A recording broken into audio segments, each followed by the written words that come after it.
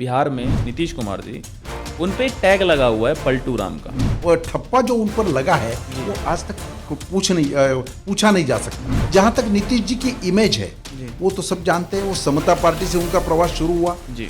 तब से हम उनको देखते हैं। बहुत जल्दी बाजी पलटने वाले इस टाइप के उनका एक व्यक्तित्व है। के बीच में एक तो बिहार में ना जंगल राज, गुंडा राज, ये सबसे जाना जाता था। दिन दहाड़े क्या होता था, वहाँ पे प्रशासनिक अधिकारियों तक के लिए बंधक बना लिया जाता था। आज वो थोड़ा कई पैमाने पे पूरा 100% खत्म हुआ है ऐसा मैं नहीं कहूँगा, पर कई पैमाने पे वो मापदंड लोगों ने बदले हैं। जन स्वराज की तरफ से और तेजस्वी की दोनों की तरफ, बीजेपी को इन दोनों से कोई इफेक्ट पड़ने वाला है क्या? नरेंद्र मोदी जी के नेतृत्व में जिस प्रकार की ट्रांसपेरेंसी से और जिस विकास की राजनीति का पाठ पूरे देश में लोग उसको अप्रिशिएट भी कर रहे हैं, प्रमोट भी कर रहे हैं, आगे भी बढ़ा रहे हैं। तो वो पीडीए के नारे के तहत ही समाजवादी ने इतना एक बहुमत पाया था। तो यूपी में परिस्थितियां क्या थी और आज क्या है, इसमें बहुत बड़ा रोल कैसे हमने किया है।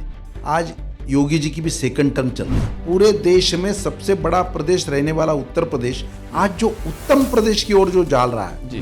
तो चुनाव में अगर जैसे देखा जाए, विपक्ष हमेशा आरोप लगाता है कि बीजेपी अल्पसंख्यकों को दरकिनार करती है। अपनी राजनीति के लिए कांग्रेस ने जिस प्रकार की भूमिका रखी थी, मुस्लिम और प्रमुख अल्पसंख्यक लोगों को इस पार्टी से दूर रखने का श्रेय सबसे ज्यादा कांग्रेस को जाता है। अल्पसंख्यक समाजों में भी ये विश्वास पैदा हो गया है कि ये भी पार्टी देश का सोचती है और देश में कोई अल्पसंख्यक और बहुसंख्यक ऐसा कर फर्क नहीं कर सकते।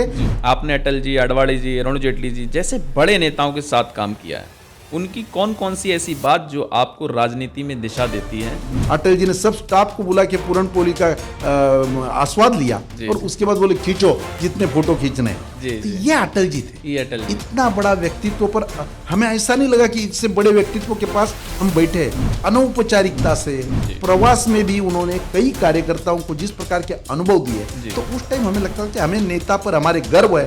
ये आलोचक कहते हैं कि बीजेपी अब संगठन की पार्टी नहीं रही, बल्कि मोदी जी की चेहरे पर टिकी पार्टी बन गई है, क्योंकि वो हर समय कहीं ना कहीं एजेंडा मोदी जी पे ले जाते हैं। आलोचकों को तो कुछ ना कुछ तो मिलते ही रहेगा, तो उसके पास हम ध्यान कम देते हैं। और पूरी देश की जनता ये जानती है इतना बड़ा विकास आज तक किसी भी कार्यकाल में नहीं हुआ था।